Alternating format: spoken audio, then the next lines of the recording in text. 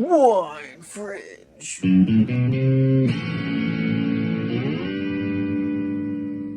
Hi, welcome back to Wine Fringe. I'm Jake Blottinger, I'm Jill Smedley. and we're here with Kenny White of Chateau MerrillAnne, right before the season wrap party. Yes. Kenny, thanks for being on with us. Absolutely. We're happy to have you guys here. So, tell us a little bit about you and your background in Chateau MerrillAnne. Well, we planted our first vineyard here at Chateau MerrillAnne in 2010. We had our first harvest and vintage in 12. We opened this magnificent architectural example as a tasting room in 2014, and we've just been chugging along trying to pay bills ever since. Okay, we'll elaborate on the architectural wonder. Yeah, because it started out as something very cool that you completely renovated. Well, cool is that's a matter of one's perspective. It was an old barn, basically a corn crib, actually. And it was so dilapidated that for many, many years, I would tell Emily that we should buy a case of beer and call the family over and throw a match on the old corn crib and watch it burn one night. And we never got around to it. And as we got into the wine business and realized that we needed some sort of domicile for our business, we decided to rehab it. And here you go. I love it. Well, it's beautiful. And you've continued to add on to it and make unique spaces within the building. Much to my wife's chagrin, every year I will come up with a little project and build a porch or enclose a porch or whatever the case may be. And she has a fit. And then when it's all over, she's like, hey, good job. So it all works out. It does. Good. And it's very professional. You do the work by yourself, or me and Stephen and my sons. It's a family thing. We do pay for the electricity to be put in because I really don't want to burn the place down at this point. Oh yeah, so we've passed that stage. Yeah, so all those trade type things obviously are done professionally, but the rest of it, the grunt work, we do ourselves. So, what do you grow? How many acres? Okay, so we have 2 vineyards here on site currently. We have about 5.5 acres total. And we've really slimmed down on what we've grown. Over the years, we've had numerous varieties that we tried to grow here and didn't do that well at, namely Viognier, Chardonnay, Cab Sauv, Merlot. The vinifera's did not do great here. The fruit was okay, but we could actually lease and get much better quality elsewhere. So we pulled those up after about 7 years. Which was hard to do. And we replanted with hybrids. Okay. So right now, what we have on site is Norton, we have Cayuga, we have Chamberson, and we have a test patch of Mencia. That's what we have. So that's exciting. What I understand, probably the growing conditions are what shifted you to hybrids. Yeah. Do you have any? Jill and I have talked about this on previous episodes briefly. We actually, I think our first episode was a hybrid. It was hybrids, natives. Hybrids. Yeah.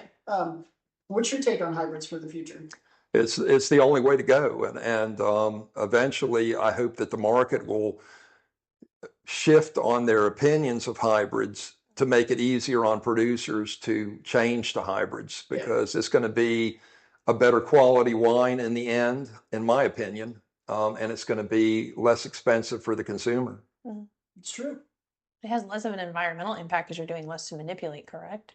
Yeah, usually, because again, hybrids are mostly designed to, grow and thrive in specific locations. Mm-hmm. And Virginia has a dynamic Mediterranean style climate in Nova, Northern Virginia, where it's hot all day and then rains, and then it's cooler in the evenings, and then it just keeps going. And then Charlottesville it can be rain, or it can be sunny all the time, or it can just like a light switch, it'll just be rain, or and then hot. Mm-hmm. So, and you're outside of Charlottesville.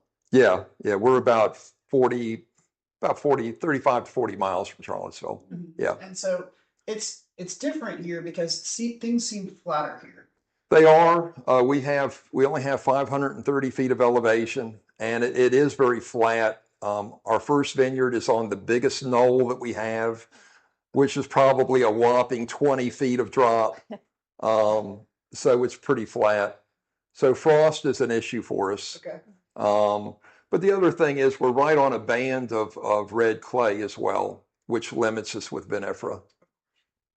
And so how does that affect your wines and the winemaking styles that you guys do? Well, it affected it greatly at first because just like I think everybody that gets in the business, we wanted to try to do as much as we could on site. But at some point you come to a fork in the road where you have to decide, are you going to do everything on site just to say that you've done that?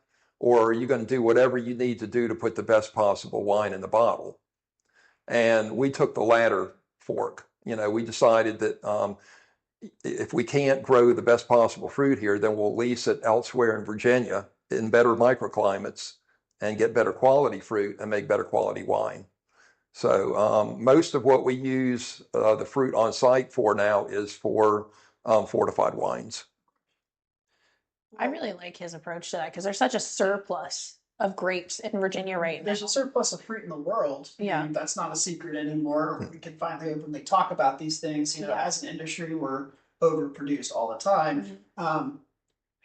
And in California out west, it's rarely ever does a winery make or grow all 16 varieties that they're selling in their tasting room. They're sourcing from specific microclimates. And on the West Coast, that's a very open and talked about thing. They put the vineyard on the bottle. They talk about who grows that.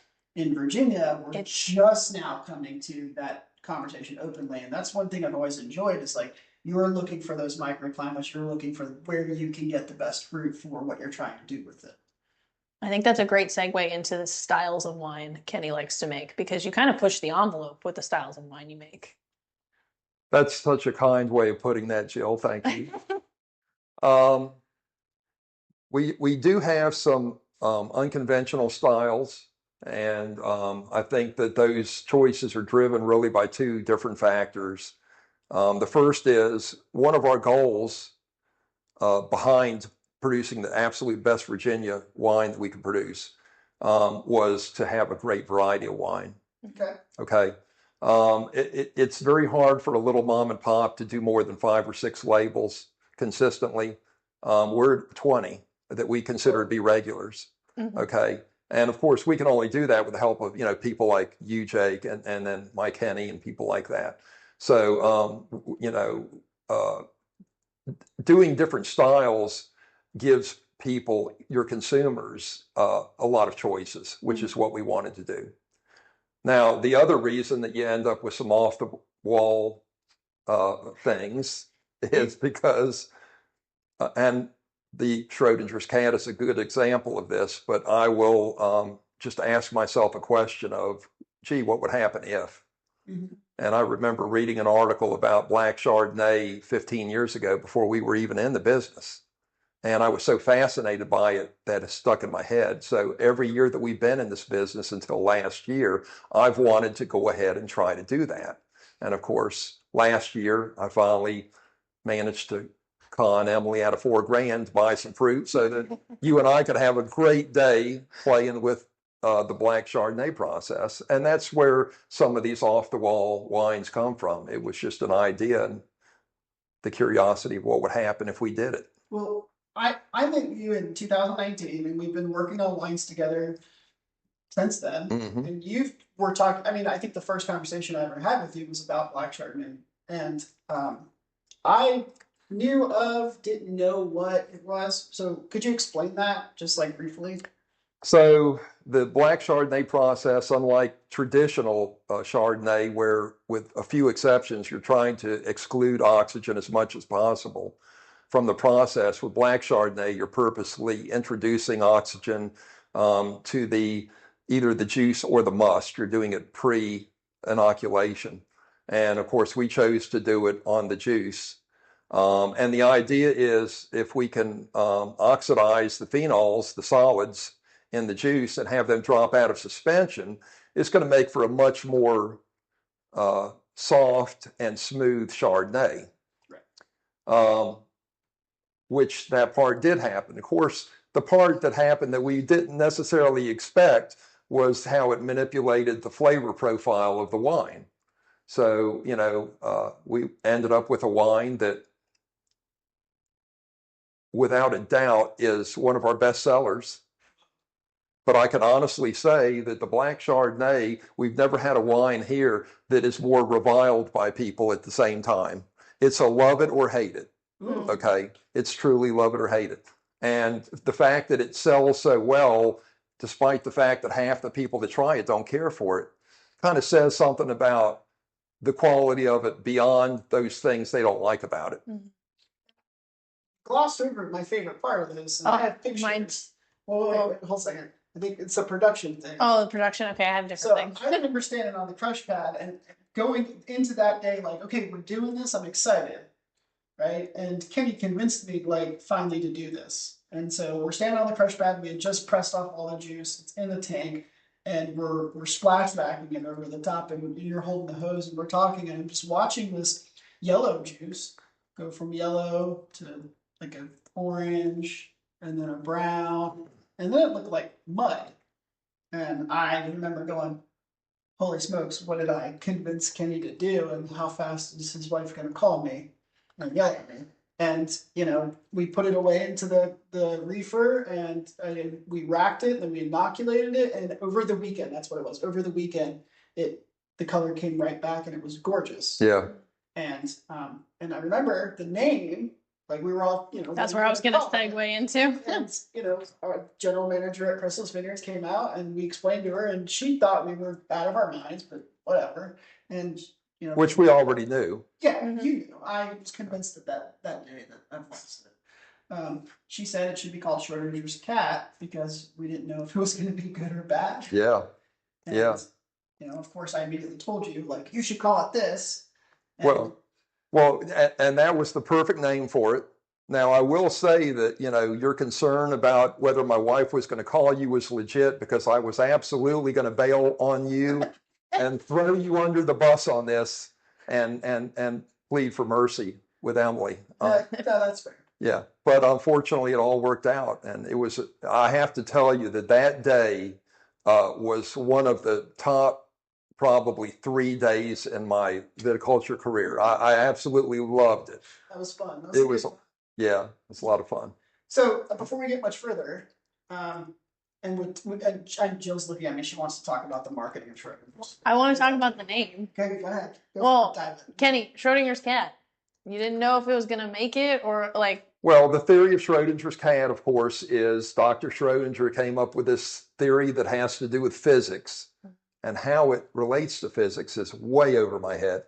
But the theory is that if you take a cat and you put it in a box, and you put something in the box with the cat that can kill the cat, and you close the box, that you have to consider the whole time that the box is closed that the cat is both dead and alive. So as the three of us are kind of resting our arms on the ridge of that 1,000-gallon VC tank, looking at this sewage-colored juice that we have created, nobody is saying a word. There's dead silence. And then she basically said, this is just like Schrodinger's cat. So the thought was that we didn't know if we had made juice for wine or if we had made weed killer. We didn't know, and we weren't going to know for 3 days. So it was the waiting game. And that line was really cool, but the Schrodinger's cat thing also plays into your brand and experience that you kind of created here. Well, it does. And that was kind of what sealed the deal, and you have to be quite alert when you come here to pick up on it because it's so subtle, but we do have a cat theme. And but it's not like your whole thing. The cat is just like a bonus part. The cat is a bonus. Yes. Yeah. Yes. So the cats are on your labels. Yeah, but you have a very intentional reason as to why. Yeah. And so talk about it. Well, it's twofold. I mean, the first is, from a marketing standpoint, if you're going to be a rational human being, you're going to say that if it has an automobile or if it has a animal on the label, it's going to sell better than if it doesn't. Okay. You could pick any. It's a marketing thing. Okay. But the compelling thing was that we had a cat here named Nutter who was sort of he was a family member. And when he passed away, we wanted to immortalize him. And we felt this was the perfect way to do it. So we put him on the first label that we produced. And it's been on every label except one, actually, since the day we started. Yeah. I think it's really cool. And Jill could probably talk about the marketing even more. That's her field. But to me, you're absolutely right. Since I see an animal on a label, I'm automatically more attracted to it. And I make wine. And, I'm not the person that generally shops by labels, but I can shop by labels. But you completely did the left field thing, in my opinion, here in Virginia. Most wineries aren't really doing animals on labels anymore. No. I mean, there's a few, There's very few. Chateau MerrillAnne. Yep. That's the Yes. biggest one. They're our dog blue. Yep. Kind of a similar story. And then you got Barrel Oak, Which they no longer have the dog on the they're no label. longer doing the dog. Yeah, the dog has been taken off the Yeah. label. Oh, my. So- Wow. And I think that was 4 years ago that Okay. happened. That's when ownership probably changed. Yeah. Yeah. So, the animal thing, you see it definitely heavily in the grocery stores and big box restaurant or chains. But Jill, I mean, and that's where it's approachable for the newer consumer. Mhm. And that's where a Virginia wine kind of shoots itself in the foot because we're trying to be fine wine. And only so many people can have fine wine. And some people's wine is just fine. Right? well said. So I think we got to kind of get over it. And I love how Kenny's like, I'm going to make great wine and I'm going to put a cat on it. And it's cool because there's a whimsical approach Yeah. to your label. Your label's very high end. It is. It's gorgeous. It's a well-structured, fancy label. It reminds me, and I think I've told you this, Kenny, it's reminiscent to me of like Linden's label. Yeah, he And has. shape and scroll paper and everything. His is more oval than Yeah. mine, but yeah, it's sort of the same type of thing. Yeah, but then you have this nice fun cat on the front and you change the cats based on what the wine is. Yeah, Like every the duo has two cats kind of looking at each other. yeah every label has a different cat on it. And So and then you've gone so far as to, further brand your packaging and you have your name on your cork and meow on the other side of the cork and then a paw print right on the top typically. yeah. So there's no question that we are known as the cat winery. That's big. Yeah. We need a cat winery bad in this industry. Cat Paws Winery in South Carolina, unfortunately, they sold. And I think they're actually going to close. I'm still waiting to hear back on that. But, they were the cat winery of the Southeast. Really. And unfortunately, after so many years, they just, retired. Right. And I mean, you got to keep Kenny around because we got to keep Bo employed. Correct. And you can see how hard he's working right now. Somebody has to keep that chair from floating. Yeah, absolutely. So, And he's making sure we're staying on topic. that's correct. He won't let us leave. We dove into this pretty fast. So we're going to drink the Palace White. Tell us about that, Kenny. So the Palace White is 100% Vidal. Okay. Of course, Vidal is French-American hybrid, and it grows really well here in Virginia.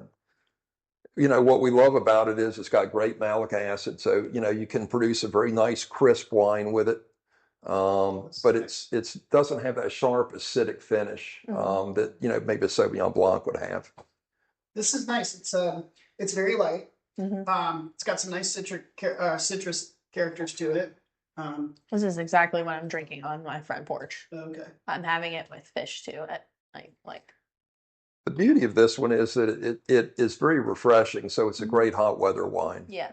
So It's delicious. Mhm. It's I don't know. It's just exactly what it needs to be for a very easy to appreciate wine.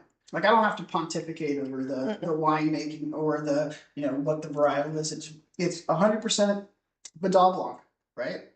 And it tastes like Vidal Blanc. It's very true to the varietal. Mhm. So that's always something that I'm big on. Is if you make a Vidal Blanc, it should taste like Vidal Blanc.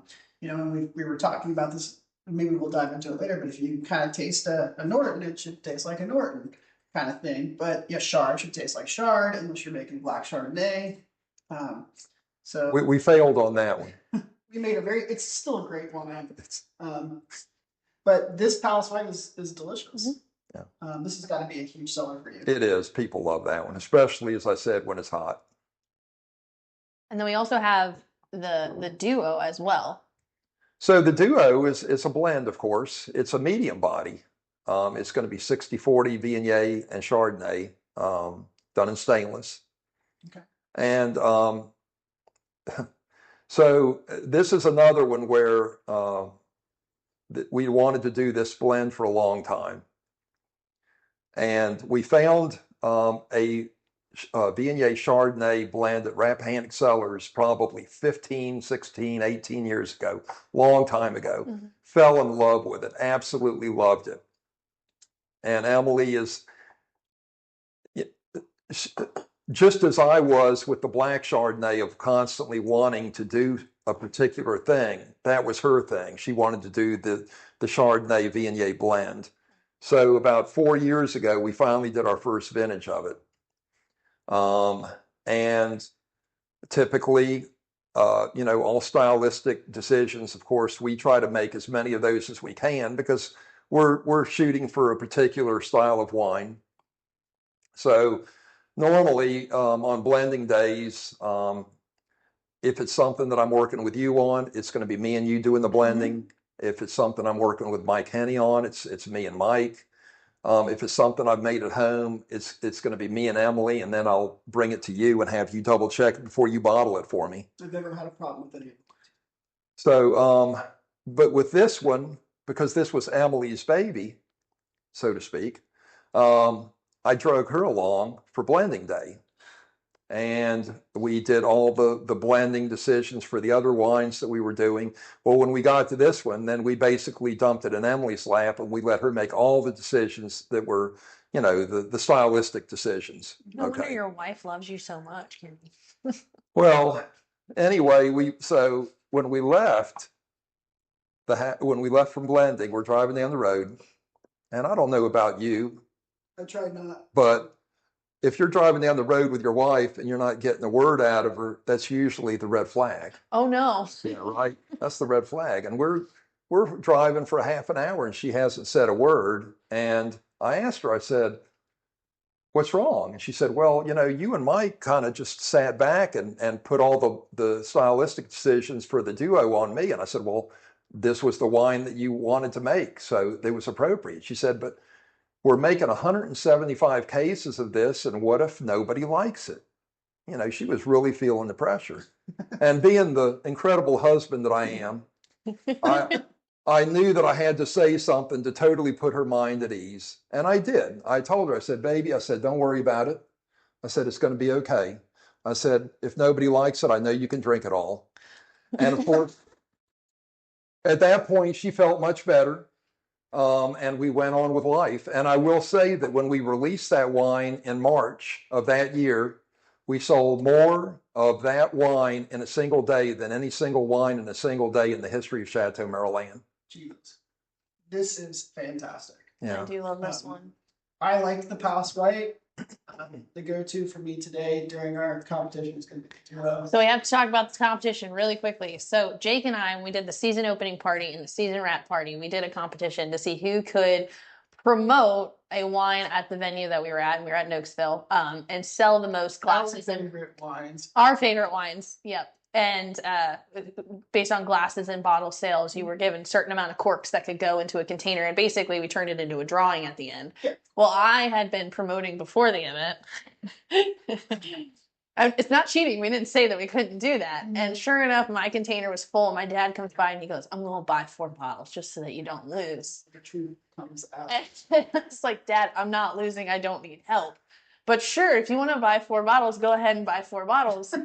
Because that's 12 corks for me and mine." And so we're doing all the stuff. And I think he actually wanted to win the prize, which was a t-shirt. And he had already gotten a t-shirt, but he wanted the one that said "What the Fringe" on the back. Of course. And then Jake ended up losing. But part of this nice little wager competition we have, one, it promotes the business and we're making sure we're selling wine for the company we're visiting. But 2, we get to cause the other one a little bit of shame. And so the last one I'm getting ready to cash in on is Jake has to do harvest for 1 day, and he has to wear a tutu while doing it.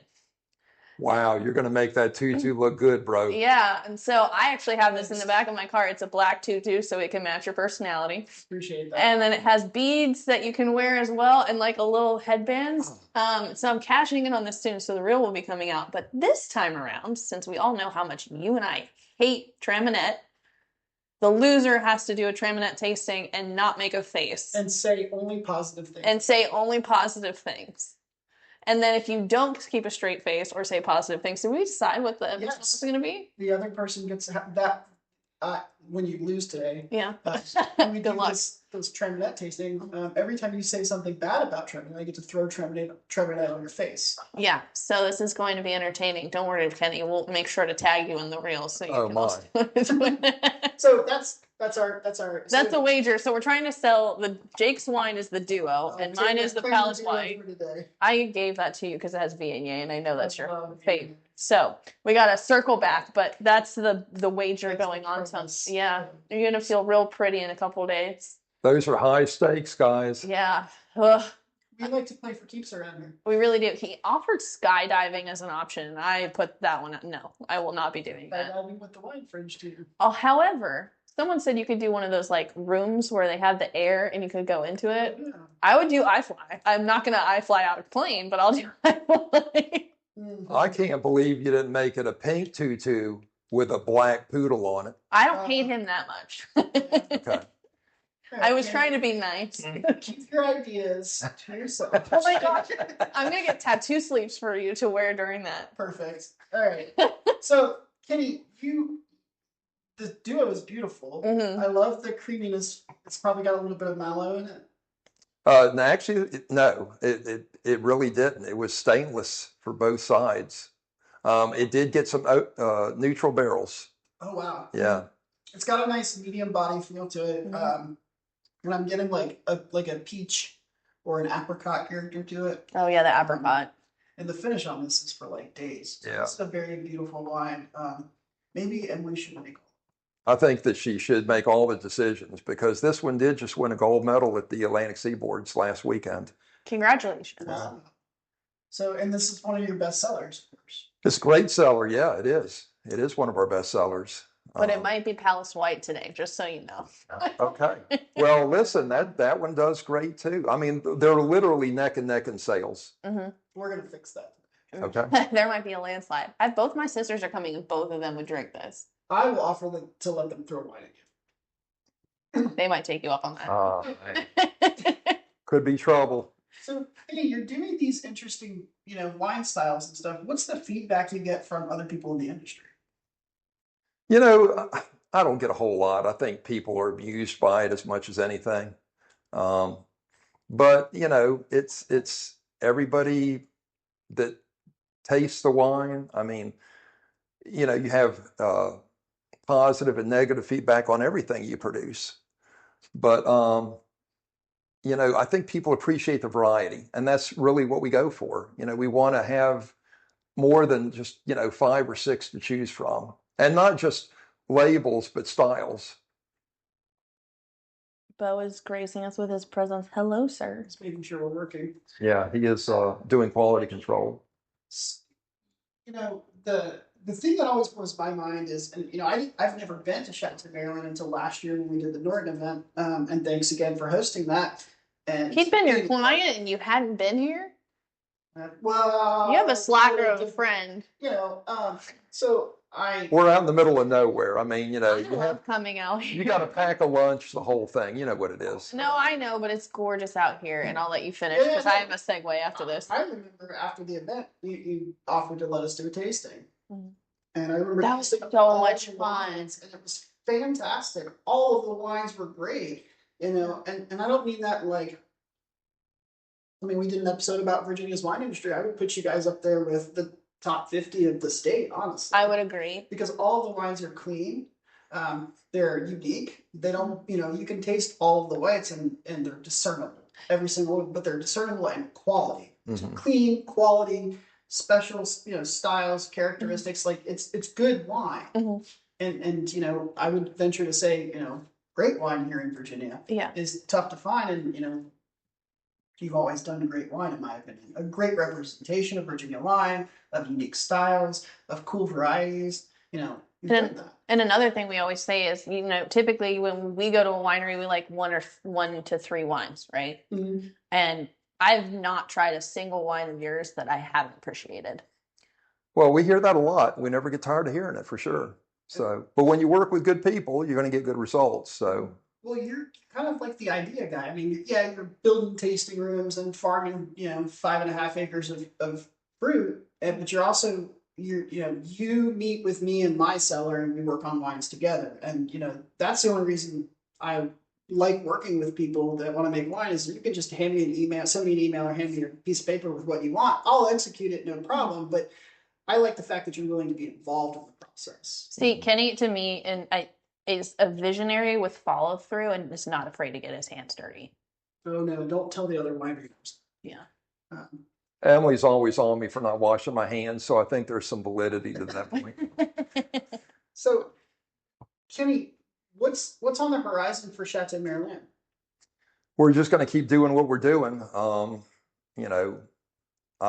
I'm 69, Emily's 67. I was 67. You mean 57? So, I'm sorry. You mean 57? Yes. I meant 37. Yeah, is what I meant. Say 30. But I think we still got a few years left in us. I mean, we're going to keep doing this as long as we, are physically and mentally able to do it. At the end of our time here, we'll probably close. I don't think that my kids have a whole lot of interest in doing this. What? No, although understand they are incredibly supportive of it, and they are absolutely instrumental in it being here because your son does some of your offsite events for you. He does lots of stuff for us, and so does my daughter and my son-in-law and my grandson, and everybody in the family is always shown up when we had a construction day or harvest or planting, whatever. We couldn't have done it without them, but that doesn't mean that they want to drop what their careers are and come and do this. You don't know. And some people will surprise you. They circle around sometimes. Yeah, they decide to plant a few acres and see how that goes. Yeah. And then, here they are 15 years later, still running a winery. Right. I'm going to pull out a thread real quick because we're going to say the word that everybody hates that I always say is experience. But part of it is I'm going to come to the fact that Kenny builds community, the fact that your kids want to come home and help with these things, and the fact that people want to come back and visit you because you've built a community. Well, we've got great support here. We're not the biggest winery. We're not the best winery. I would never say that we were either. But one thing that I would go to my grave fighting you about is that we absolutely have the best clientele as far as the loyalty factor, the fact that they always come back. I mean, understand that, the people that come here, they're regulars, they're going to all kinds of wineries. Yeah. And sometimes with us, right? I mean, but they always come back here. Yeah. Right. And it's that incredible loyalty that's kept us above water. What do you think you're doing that makes them so loyal? I don't have a clue, honestly. I really don't. It's got to be Bowen. I think Kenny. A lot of it is that most of it's Emily, honestly. I think Kenny is the neighbor that everybody wants and is willing to travel to go see to get that neighborly experience. Well, I think and great wine, of course. I like the venue. I think the venue's great. Doing the Norton thing last year was like, hanging out, and it was so casual. And your clientele the fans are casual. They're people. They're not lax. Yeah, they're not wine snobs. No, not at all. And I love the sign coming in that says if you've made it this far, you're clearly not a snob or not a wine snob. Again, just humor, and I enjoy that. But I love Kenny's humor. It's not stuffy around here. It's great wine and a casual experience. I like your location. I love the peace and quiet in the middle of nowhere. I love the fact that he has no Wi-Fi available for the public. That's amazing. I mean, you do for me when I come to help you out with stuff, but I love the fact that he's completely upfront. There is zero Wi-Fi available here for you. You need to talk to each other. And then there's puzzles if you don't want to talk to each other. And there's records if you don't want to listen to each other talk. So And you do cool events. Oh my gosh, yeah. You did. I mean, Well, the tavern dinners are so cool. You have like troubadours or yeah, those have been hugely popular. We kind of turned the tasting room into a colonial tavern. We have 3 different rooms we set tables and chairs up in, and we serve a colonial menu prepared by Rob Cyprian, who's an incredible chef. He's known as a barbecue guy. He's an incredible chef.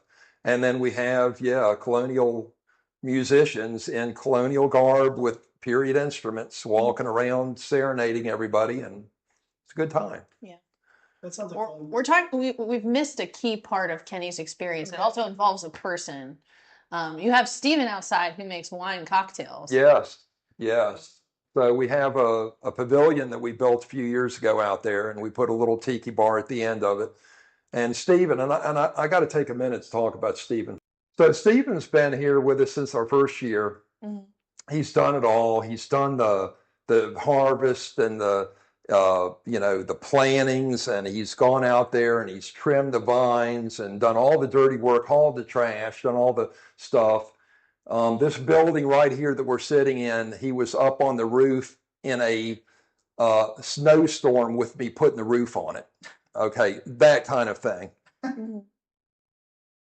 And he's done it all. And one of the things that he's gotten into now is he really likes doing the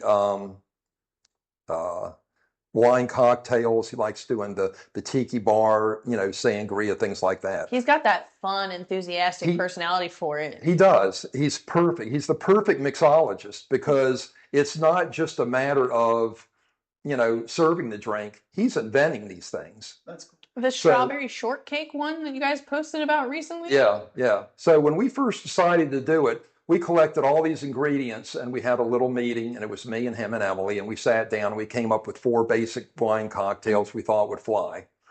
And we all had equal input. Well, then Steven started coming up with some other stuff, and I quickly realized that there's no point in me giving any input because he's got a natural talent for it.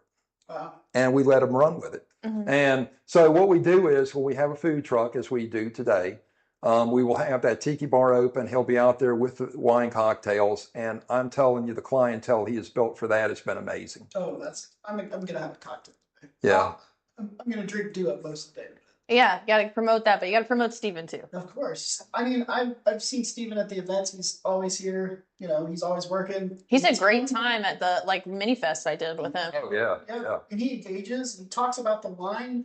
You can tell he's one of those very few great employees. Absolutely, yes. Extremely knowledgeable. We would be lost without him. Okay, well, he should probably not listen to this if he knows. The secret. I know he's going to be hitting me up for a raise. But fortunately, he knows our situation, and he knows I can't afford what I'm paying him now. You can give him a cat as a raise. Be like, here's a kid I found. Right. Now this is part of your life and your brand. Yeah. That's so. A couple of questions, and you've never answered them. Maybe you'll finally answer them. How many cats are on property? I don't know if I want to humiliate myself at this point by answering that question. They're all well loved. I don't think you're going to humiliate yourself. We have a few. We have. I will tell you that we do have 3 house cats. Okay. And then out here in the tasting room, we have Bo, who is he is the public face of our feline community. Important staff member. Yes, and then we have 5 in our outdoor clouder that does pest control management outdoors. Excellent. That's your vineyard crew. Yeah, and that's right. And then we have 2 in the winery building who do pest control there. And so, what are the chances of sighting some cats other than Bo? You can come out here for days and sometimes never see a cat. Sometimes you see Bo inside, and you're outside and you'll see 2 or 3 out there. It's just a matter of luck. See, to me, that's kind of fun. Yeah, it's kind of like Where's Waldo, but where's the cat of Chateau MerrillAnne? Yeah.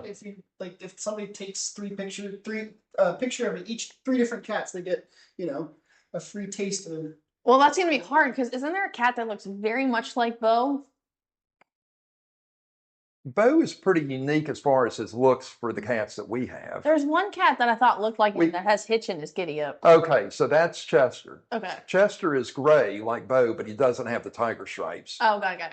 So And from yes. a distance, if they took a picture, might look similar. Maybe, yeah, that's true. Yes, I think but you should do it. You should offer some kind of club where if they snap enough pictures of different cats, then they get a free taste of something. That keeps them coming back, Kenny. well, you know, the He's clouder. also searching for things that maybe he doesn't want them looking for.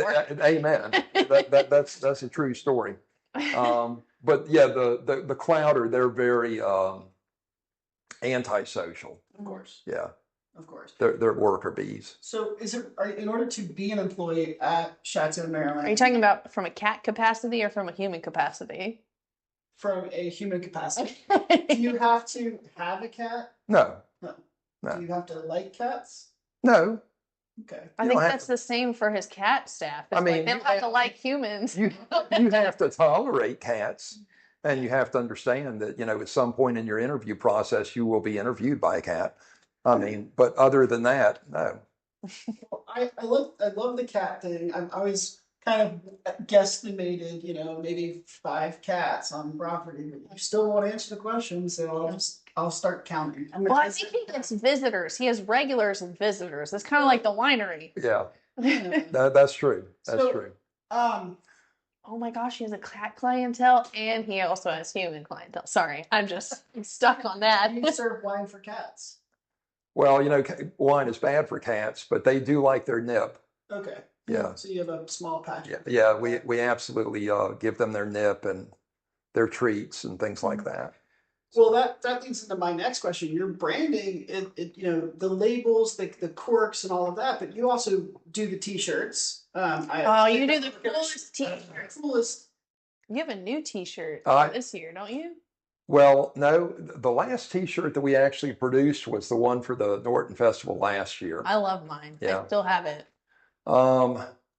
Yeah, you know, Emily gets on me about the T-shirts. I got to do a better job with the T-shirts, but people do like them. I mean, they. You know. I think wineries have gone away from T-shirts, and that's kind of always bothered me. You have a cool brand. Why wouldn't you have some cool merch that consumers want to rep their favorite wineries or their favorite bands or their favorite things? They want to wear that stuff in public. Absolutely. And I have a Chateau MerrillAnne shirt. From the Norton thing. I'm definitely going to leave here with one today. Because one, the shirts are always comfortable. Yeah. But I'm always looking for a way to rep a cool brand and great wine. Yeah, we appreciate it. And I mean, I have your glasses at home, and I give them to my friends who say they're allergic to cats because I think it's funny. They're drinking out of a glass with a cat on it. I'm like, if you're really allergic, try it. There you go. So there's no cat here in the wine. No. Don't worry about that. No, that's all filtered out. It's nothing to worry about. So what you're saying is was. Well, what are you going to say? So, Kenny, what exciting wines are you working on? Well, I do have one in mind, but It's not ready to. it's not ready for public consumption yet. Okay. Yeah. Any new wine projects you want to maybe allude to? I mean, we did just bottle really, really nice Cab Franc, which I'm really excited about. That was a 23. One of the projects that I am really excited about is we are now doing a lot of private label stuff. Okay. We just made a delivery to a client who has a national company, and we did a white and a red for them. We also were just selected to be the makers of the Montpelier race wine. I'm excited for the signature wine. Yeah. So we're doing a red and a white for the Montpelier races. And they have like a cool thing with this, right? Like they do a custom label. Yes. So what they do every year is they commission an artist to do a original piece of artwork for the race. And that artwork is unveiled the first week of October, I believe. Now, the race is the 1st of November, so it's about a month ahead of time. Yeah. And our label is built around that artwork. Mm-hmm. So we can't release the wine until they release the artwork. But once they do release the artwork, we'll release both wines, and we'll have them available for sale here. And then the day of the race, we are going to be the sole provider of wine at the race site. That's amazing. Yeah. Congratulations. Thank you. That's a huge win for you. Well, they're wonderful people, and we have a huge appreciation for them being an Orange. I don't think that people understand how big of an event the Montpelier races really is. No, it's a huge bet. It's huge, and this is the 90th running of it. Yeah, And what a year to start your tenure with them. Yeah, well, yeah. I mean, it's been around longer than me, so it's like really old, man. well, it's also a sign that like not only the big wineries, the large producers in Virginia are getting all the clout and all of the events and all of those things anymore. I think it's becoming glaringly important here in the industry that a lot of wineries have expanded and they've become too big for themselves. They have too much infrastructure to maintain. We talk about this constantly. Yeah. And then you look at something like Chateau MerrillAnne, and it's 3 employees and the family and friends that you can gather to help you do things. So it's a humble expression, which everybody knows I'm really into that. You're meeting the owners, you're meeting the people that matter, and it's not so stuffy, not so serious. It's fun. Yeah. But you're being recognized through events like this race, and then you also recently got some awards. You want to talk about that real quick? Sure. So the Atlantic Seaboard Wine Association just had its event last weekend, and it's the biggest competition in the world that focuses specifically on East Coast wine. They have 17 states participate. They usually end up with about 500 entries or so, and we did very well. We won 2 silver medals. We won 5 gold medals. We had 2 best of class, and we had best of show for the event. So, we really appreciate all the work that they do, and understand that the people that manage that institution are all volunteers, and their purpose is to promote East Coast wine. And they do a great job. I love the fact that they pack up the winners and they go to California and they pour wine in California, Virginia wine in California. Perfect. I love that. We need more of that. Yes.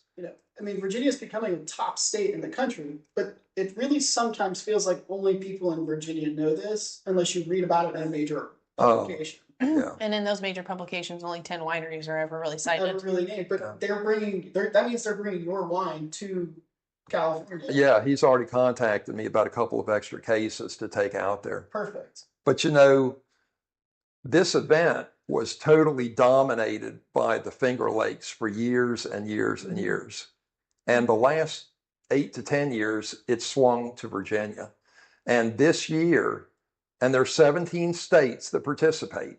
This year, Virginia won 19 Best of Class awards at that event. The other 16 states combined won 17. Whoa. Put that in perspective. And of the 19 in Virginia, 2 of them were Chateau MerrillAnne. Yeah, we got 2 of them. Yeah. That's incredible. And those, again, all the wines are great here. So that doesn't really surprise me. But you've gotten a gold with a Norton in a major competition. You've done that twice. You texted me about that the other day. That was really exciting to see because we've worked on those wines together. I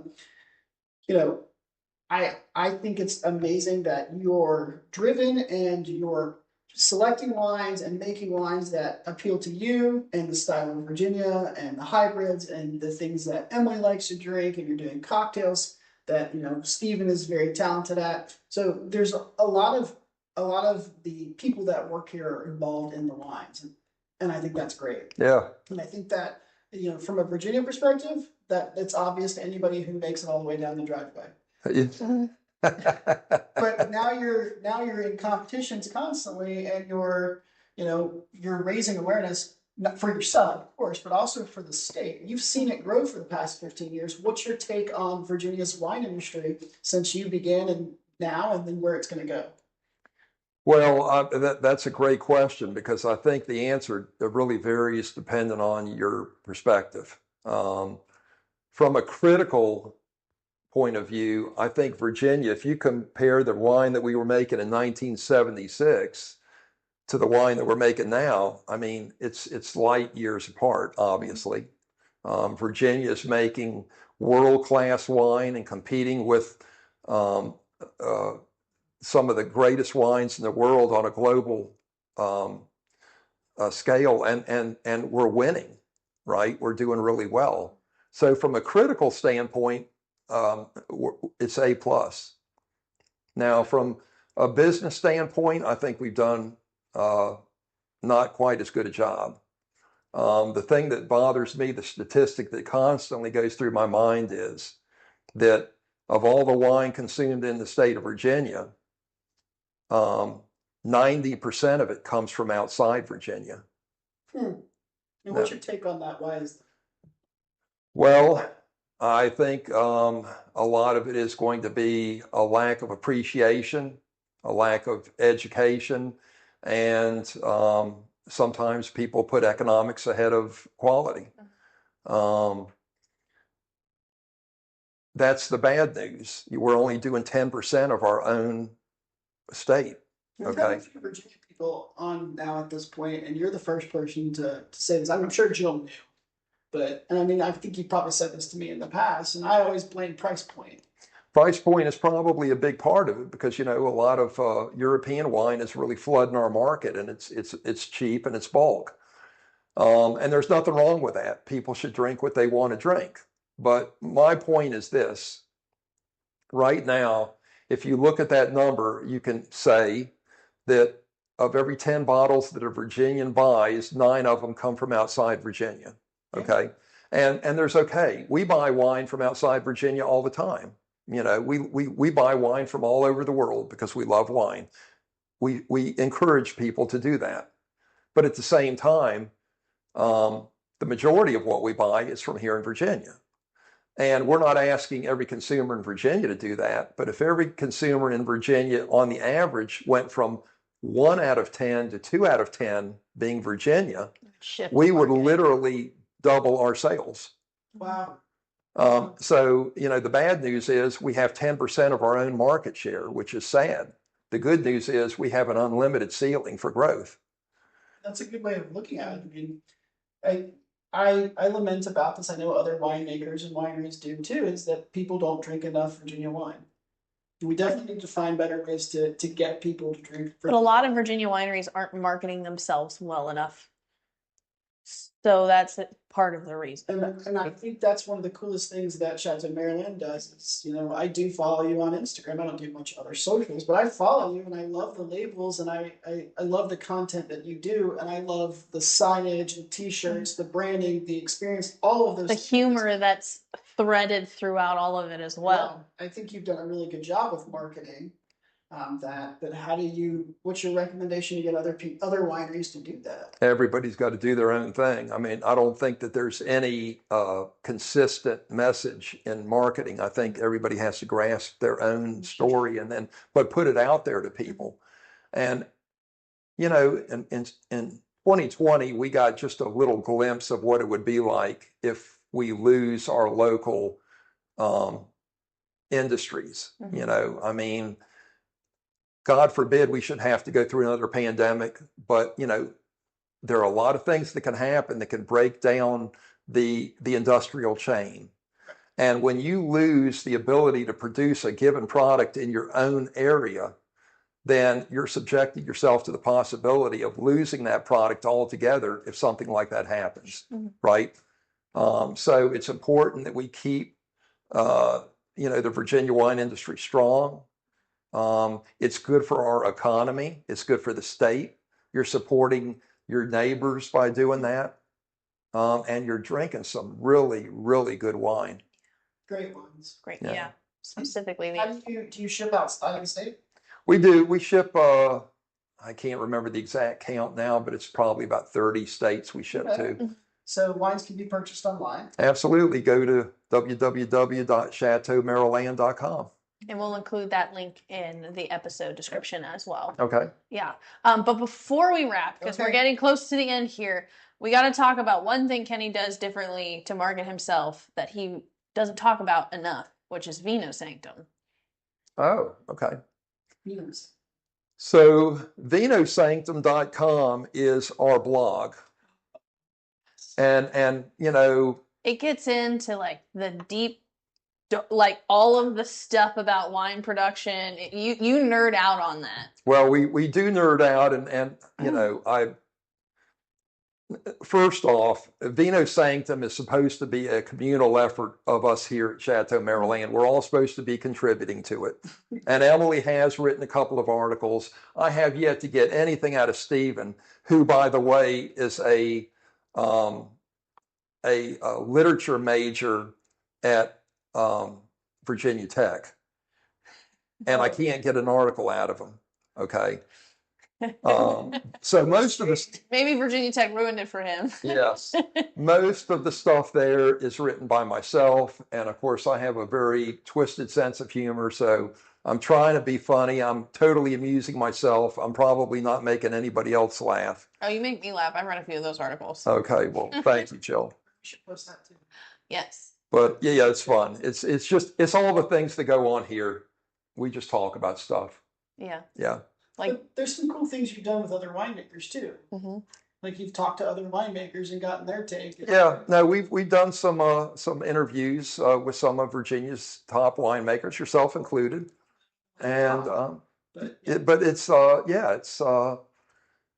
it's been fun. You know, we are huge supporters of the Virginia wine industry, not just because we are in the industry, but because we love the industry.